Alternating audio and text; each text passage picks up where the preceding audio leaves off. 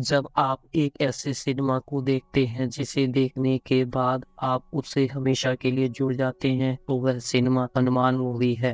कहानी की शुरुआत माइकल नाम के बच्चे से होती है जिसे सुपर हीरो मूवी देखना काफी पसंद है। वह इसमें इतना इंटरेस्ट लेता है कि उसके दोस्त यार उसका मजाक बनाते हैं और साथ ही उसके माता पिता भी उसे सलाह देते हैं कि अगर तुम्हें सुपर हीरो बनना ही है तो अच्छे काम करो, तभी जाकर तुम सुपर हीरो बन पाओगे। माइकल अपने दोस्त सीरी से कहता है कि तुम्हें पता है कि जितने भी सुपर हीरो हैं उनके माता पिता नहीं हैं। सीरी कहता है हाँ। वह इस बात को इतना सीरियसली ले लेता है कि वह अपने माता पिता को एक कमरे में बंद करके आग लगा देता है, जिससे उसके माता पिता की मौत हो जाती है। आप यह देखकर समझ सकते हैं कि सुपर हीरो बनने के लिए वह कितना ऑब्सेस्ड है। खैर समय बीतता है और अभी भी माइकल सुपर हीरो बनने की सनक कम नहीं होती है। हमें अगले सीन में दिखता है कि कुछ चोर बैंक में चोरी कर रहे हैं। माइकल उन चोरों को पकड़ लेता है और उनमें से एक चोर उसका मजाक बनाता है कि तू सुपर हीरो है। तब माइकल को गुस्सा आता है। वह उन्हें मौत की नींद सुला देता है, जिससे पुलिस और पब्लिक की नज़र में उसकी सुपर हीरो के तौर पर तारीफ होती है। जिसके बाद में देखने को मिलता है कि सीरी उसके बचपन का दोस्त जो चूहों पर एक्सपेरिमेंट कर रहा होता है। जब माइकल वहां आता है तब वह सीरी से कहता है कि यह सुपर सूट नहीं चाहिए, बस एक ऐसी पावर चाहिए जिससे मैं जब चाहे तब इस्तेमाल कर सकूं। अब यहाँ से सीन शिफ्ट होता है जहाँ हनुमान जी इन भगवान से लड़ते हैं और लड़ाई करते वक्त हनुमान जी की एक खून की बूंद दक्षिण भारत की नदी में जा गिरती है। अब हमें अगले सीन में देखने को मिलता है कि हनुमंत नाम का एक लड़का दक्षिण भारत के गांव में रहता है, जहां वह बच्चों के लिए आम तोड़ता है। तभी वहां एक बच्चा दौड़ कर आता है और कहता है कि दोस्त, आपके दोस्त काशी को गजपति के गुंडे मार रहे हैं।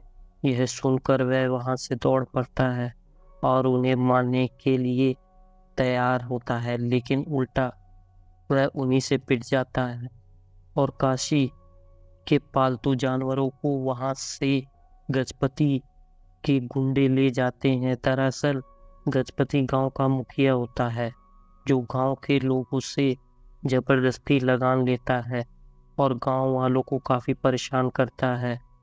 काशी कहता है कि दोस्त छोड़ो ये सब, तुम्हें यह जानकर खुशी हुई कि मीनाक्षी गांव में वापस आ रही है।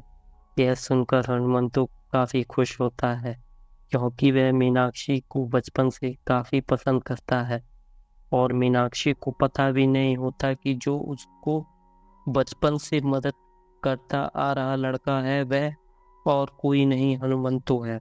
अब हनुमंतु की बहन को खूब गुस्सा आता है, क्योंकि हनुमंतु छोटी छोटी चोरियां करता रहता है, जिससे वह काफी परेशान होती है। इसके बाद हमें देखने को मिलता है कि गांव में मलयुद्ध चल रहा है, यानी कुश्ती की लड़ाई हो रही है। तभी मीनाक्षी वहां पहुंचती है। वह गजपति को कहती है कि सुनो, तुम गांव के लोगों को खूब परेशान करते हो, डकैतों के बचाने के नाम पर तुम इन्हें खूब लूटते हो। अब तो डकैत भी नहीं आते। यह सुनकर गजपति को मन ही मन बहुत गुस्सा आता है, लेकिन वह कुछ नहीं कहता है। दरअसल मीनाक्षी एक डॉक्टर होती है जो गांव में इलाज करने के लिए आई होती है और यहीं की निवासी होती है। अब हमें अगले सीन में देखने को मिलता है कि वह बस में बैठी होती है। तब हनुमंतु चुपके से उसके पैर में पायल पहनाता है, लेकिन तभी एक आंटी उसे पायल पहनाते हुए देख लेती हैं और उसे चोर चोर कह के चिल्लाने लगती हैं। तभी कंडक्टर उसे बस से नीचे उतार देता है। वह दुखी होकर वापस गांव पहुंचने के रास्ते पर चल पड़ता है। तभी अचानक बस पर डकैतों का हमला होता है और सभी लोग भागने लगते हैं। डकैत सबको एक एक करके मारते हैं। तभी हनुमंतों को यह आवाजें सुनाई देती हैं वे दौड़कर वहां जाता है और देखता है कि मीनाक्षी को डकैत घेर कर मारने वाले हैं। तभी वह मीनाक्षी को बचाता है, लेकिन उल्टा वह खुद ही वहां फंस जाता है और डकैत उसे घेर कर बहुत मारते हैं। उसके बाद वह उसे उठाकर नदी में फेंक देते हैं। हनुमंत तभी मीनाक्षी का लॉकेट देखता है और उसे लेने के लिए उसके पीछे तैर कर जाने लगता है। तभी उसे एक शिप दिखाई देता है जिसमें एक मोती होता है जो काफी तेजी से चमकता है। यह मोती और कुछ नहीं बल्कि हनुमान जी के खून की एक बूंद होती है जो उसमें सुरक्षित होती है। अब हनुमंत तो बेहोशी की हालत में नदी के किनारे पड़ा होता है। तभी गांव के लोग उसे उठाकर उसके घर ले जाते हैं। अंजना उसकी हालत देखकर काफी परेशान हो जाती है और काशी मीनाक्षी के पास जाता है क्योंकि वह डॉक्टर होती है और वह उसका इलाज कर सकती है। तभी हनुमंतु की आंखें खुलती हैं। वह मणि को अपने हाथ में देखता है और सूरज की रोशनी उस पर पड़ती है और मणि से होकर उसकी आंखों में जाती है।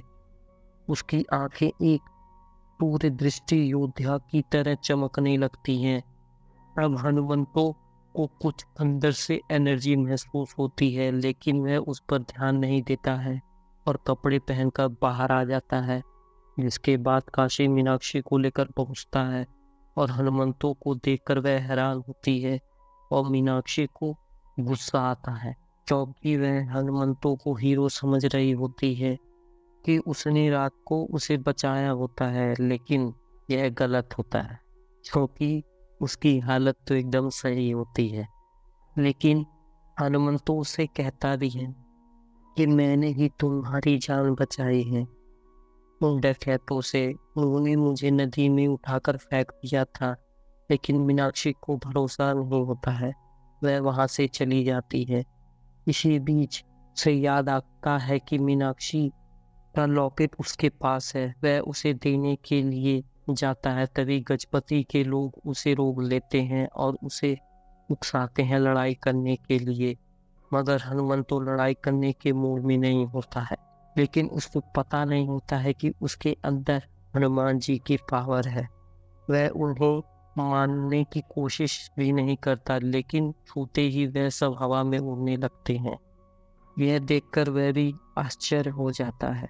उसके बाद वह मीनाक्षी को बुलाता है, कहता है देखो मैंने इन सबको मारा है। वह कहती है तो फिर दोबारा मार के दिखाओ, लेकिन ऐसा हो नहीं पाता है क्योंकि उस समय शाम हो जाती है, जिसके कारण वह उनको मार नहीं पाता है और उसकी ताकत भी खत्म हो जाती है। अब वह यह सोचते सोचते सो जाता है तो वह होती है और वह इस बात को समझ पाता है कि सिर्फ दिन के समय ही वह ताकत का इस्तेमाल कर सकता है। काशी उस पर विश्वास नहीं करता है। तभी हनुमंतो एक ट्रेन की पटरी पर जाता है और ट्रेन उसको उड़ा देती है। अब काशी बहुत दुखी होता है। वहां से हम मीनाक्षी का लॉकेट एक बंदर के पास है, पेड़ पर बैठा हुआ है, जहाँ एक कंसा आदमी उसे केले का लालच देकर लॉकेट ले लेता है। तभी मीनाक्षी उस दुकान पर कुछ सामान लेने आती है और उसके पास अपना लॉकेट देखकर सरप्राइज हो जाती है। अब वह उसके पेट पर चाकू से लगा हुआ घाव चेक करती है। ढक्कन और मीनाक्षी खेत में बात करते जाते हैं। तभी काशी और हनुमंतो वहां आते हैं और हनुमंतो कहता है कि यह झूठ बोल रहा है, मैंने तुम्हें बचाया है, ना कि इसने। तभी उन्हें एक किसान जहर पीते हुए दिखता है।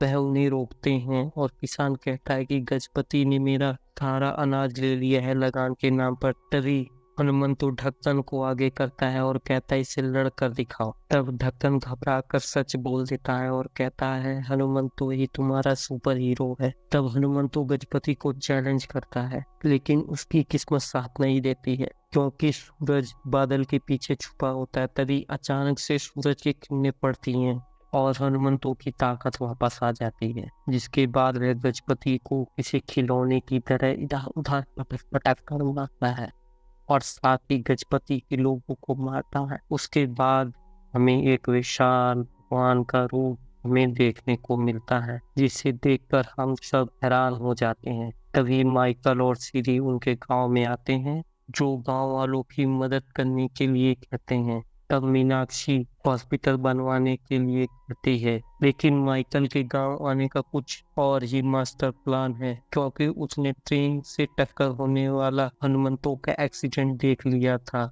और उसे हनुमंतों की पावर चाहिए थी। यह सोचकर वह गांव आया था। तब गांव में हॉस्पिटल का काम शुरू होता है। तभी ट्रेन से एक बड़ा सा पत्थर नीचे गिरता है और सबको बचा लेता है। अब हनुमंतो अपनी पावर का राज काशी के दूध को बताता है। सभी लोग काशी के भैंस का दूध पीने के लिए आते हैं। तभी सीरी आकर सारा दूध सीध लेता है और रिसर्च करता है। तब सीरी हनुमंतों को किडनैप कर लेता है। उसकी पावर का स्रोत कहाँ से मिलता है यह पूछता है, लेकिन उल्टा हनुमंतो उसे अपनी पावर से परेशान करता है। माइकल यह सब लाइव देख रहा होता है और उसे पता लग जाता है कि उसकी ताकत का स्रोत यह मणि है, जो सिर्फ सुबह को काम करती है, रात को नहीं। तब माइकल सीरी से कहता है, गांव में एक गैस फैलाने की तैयारी करो ताकि मैं मणि को हासिल कर सकूं। लेकिन उसके इरादे सीरी को ठीक नहीं लगते हैं। फिर उसके बाद माइकल का इल्हीनल ले लेता है और उसके कमरे में गैस छोड़ देता है। अभी हनुमंतो अपनी जान बचा कर निकलता है और सीरी के कमरे में आकर उसे बचा लेता है। तभी माइकल के गुंडे आते हैं और उसे मारने को तैयार हो जाते हैं और साथ में उससे घबराते भी हैं। लेकिन माइकल कहता है, घबराओ मत, यह रात में एकदम बेकार आदमी है, इसके पास कोई ताकत नहीं है। उल्टा उन्हीं को बहुत मारता है। लड़ाई के दौरान भगवान श्री राम का रूप देखने को मिलता है। यह देखकर हैरान होने की जरूरत नहीं है। साधु बाबा हनुमंतों का रूप लेकर लड़ रहे होते हैं। वे हनुमंतों को मणि देते हैं और कहते हैं कि यह तुम्हारी इमानत है। अगले सीन में हमें देखने को मिलता है कि हनुमंतों की बहन की शादी हो रही होती है। माइकल वहां आ जाता है और हनुमंतों को मारने लगता है। अब हनुमंतों की बहन माइकल को और उसके गुंडे को मारती है, लेकिन माइकल तभी गोली चला देता है और वह गोली हनुमंतों से होकर उसकी बहन को लग जाती है। और यह तभी होता है जब हनुमंतों के पास पावर आ जाती है। उसकी बहन को जैसे ही गोली लगती है वह उसी समय मरने की स्थिति में हो जाती है और कुछ ही समय में मर जाती है। वह उस मणि को बहुत कोसता है और बहुत दुखी होता है और मणि को फेंक देता है। माइकल का आदमी यह सारी चीजें देख रहा होता है।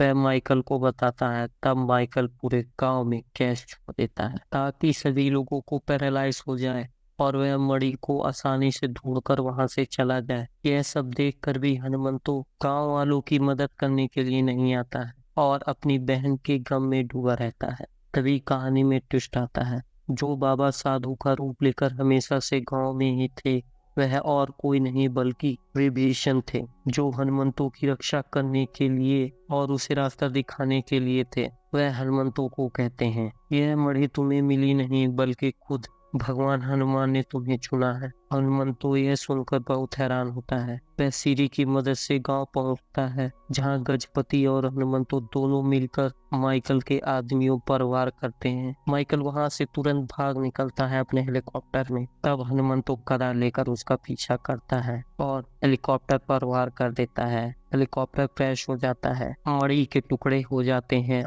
हनुमान भगवान का खून हनुमंतों की आंखों में चला जाता है। तब विभीषण परेशान हो जाते हैं और कहते हैं, अब तो सारे राक्षस, दानव और सारी बुरी शक्तियां आजाद हो गई हैं। तब विभीषण हनुमान जी को पुकारते हैं, प्रभु आपको आना पड़ेगा। तब हिमालय में हनुमान जी के आसपास का हिम कवच टूट जाता है और वह काशी से होते हुए हनुमंतों के पास पहुंचते हैं। यह देखकर आप सभी के रोंगटे खड़े हो जाएंगे और आप अपने आसपास हनुमान जी को महसूस करने लगेंगे।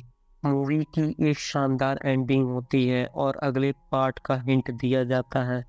तो चलिए अब मिलते हैं अगले वीडियो में। तब तक के लिए हमारे चैनल को सब्सक्राइब करें। धन्यवाद।